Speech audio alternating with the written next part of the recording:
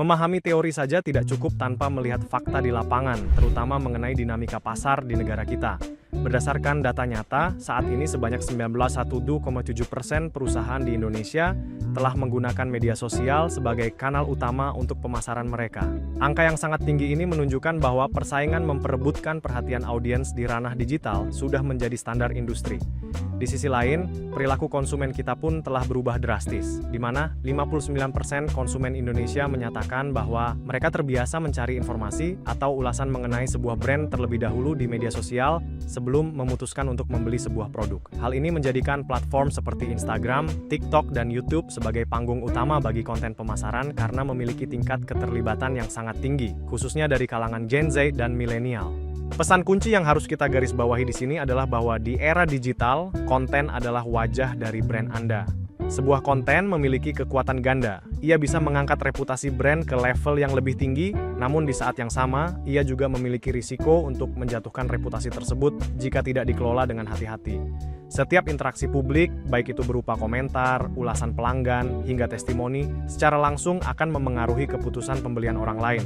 Oleh karena itu, menjaga reputasi bukan lagi sekadar tugas tambahan, melainkan inti dari strategi bertahan dan bertumbuh di pasar Indonesia. Sebagai praktisi komunikasi masa depan, Anda harus menyadari bahwa setiap piksel dan setiap kata yang Anda unggah adalah investasi bagi kepercayaan konsumen Anda. Setelah memahami urgensi reputasi, kita perlu menerapkan kerangka kerja sistematis untuk mengelola aset tersebut. Proses dimulai dengan audit reputasi, yaitu memeriksa ulasan dan sentimen publik melalui alat seperti Google Alert, guna memahami posisi brand saat ini.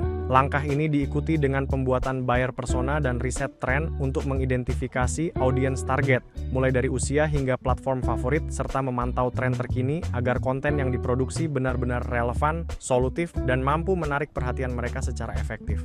Memasuki fase eksekusi, fokus bergeser pada produksi dan distribusi konten secara konsisten pada waktu utama atau prime time audience. Namun, strategi tidak berhenti saat konten diunggah. Kita harus aktif melakukan monitoring dan bersikap responsif terhadap setiap keluhan dengan penuh empati guna meredam krisis sejak dini. Tahapan ini ditutup dengan evaluasi dan optimasi menggunakan metrik terukur seperti reach dan brand sentiment. Dengan siklus terstruktur ini, strategi komunikasi Anda tidak hanya kreatif, tetapi juga terukur dalam menjaga integritas brand jangka panjang. Dalam mengelola reputasi digital, kita harus siap menghadapi berbagai risiko yang bisa muncul kapan saja. Risiko yang paling umum adalah komentar negatif akibat hambatan layanan, yang harus segera kita tangani dengan merespons cepat, meminta maaf secara tulus, dan memberikan solusi waktu nyata. Jika kita menghadapi hoax produk, solusinya adalah melakukan edukasi publik melalui aset visual seperti infografik klarifikasi untuk meluruskan informasi. Tantangan lain seperti serangan kompetitor berupa ulasan palsu dapat diredam dengan melakukan validasi ulasan serta menonjolkan testimoni asli dari pelanggan setia. Terakhir, menghadapi isu sensitif seperti isu sosial atau cancel culture, langkah terbaik adalah memberikan respons yang terbuka dan empatik, bahkan melakukan rebranding jika situasi memang membutuhkannya. Memahami risiko-risiko ini memungkinkan kita untuk bertindak proaktif, bukan hanya sekadar reaktif, dalam menjaga integritas sebuah merek.